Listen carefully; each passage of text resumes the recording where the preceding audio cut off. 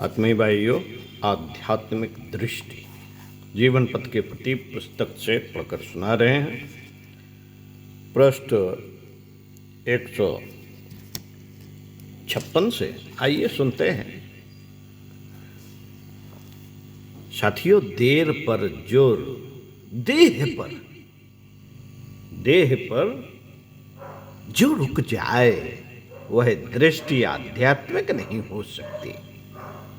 दृष्टि में आध्यात्मिकता हो तो समझ में आता है कि शरीर कितना पारदर्शी है।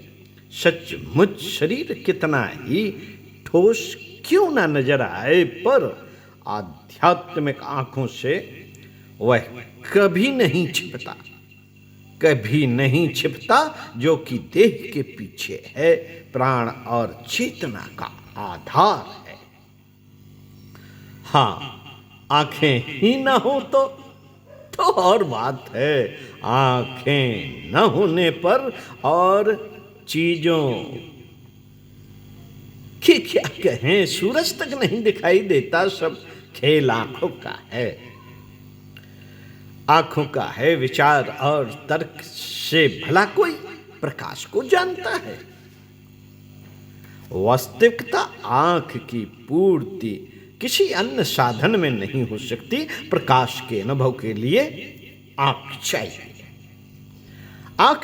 आत्मिक तत्व के अनुभव के लिए भी आंख चाहिए। एक अंतर्दृष्टि, सूक्ष्म दृष्टि, दूर दृष्टि, जिसका समावेश आध्यात्मिक दृष्टि में है। यह है तो शब है, अन्यथा न प्रकाश है और न परमात्मा है। बात अनुभव की है। यदि कोई दूसरे की देह के पार को, सत्ता को देखना चाहे, उसे सबसे पहले अपनी पार्थिव सत्ता के पार झांकना होता है। जहां तक और जितना हम स्वयं की गहराई में झांक पाते हैं, वहीं तक अन्य देह की भी पारदर्शी हो पाती है। वहां तक अन्य देह भी पारदर्शी हो पाती है।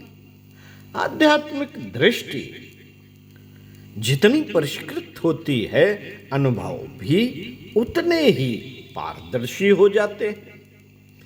जितनी दूर तक हम अपनी जड़ता में चैतन्य का आविष्कार कर पाते हैं, उतनी ही दूर तक हमारे लिए समस्त जड़ जगत चैतन्य की चेतना से भर जाता है। और तब आता है यह अनुभव कि जो मैं हूं उसी का विस्तार यह जगत है।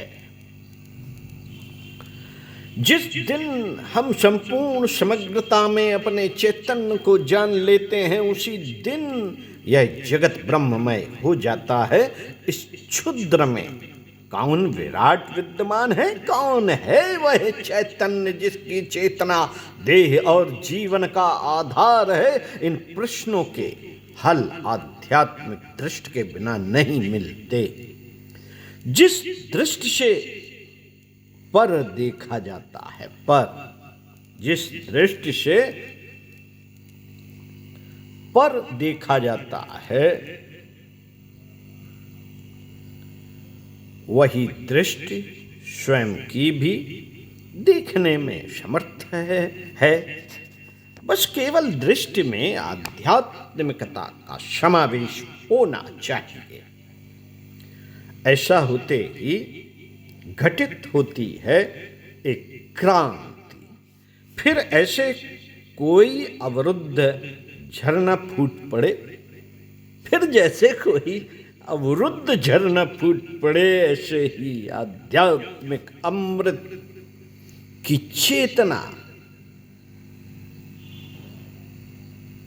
धारा, चैतन्य धारा ऐसे ही आध्यात्म अमृत की चैतन्य धारा जीवन में समस्त जड़ता के अंधेरे को बहा ले जाती है।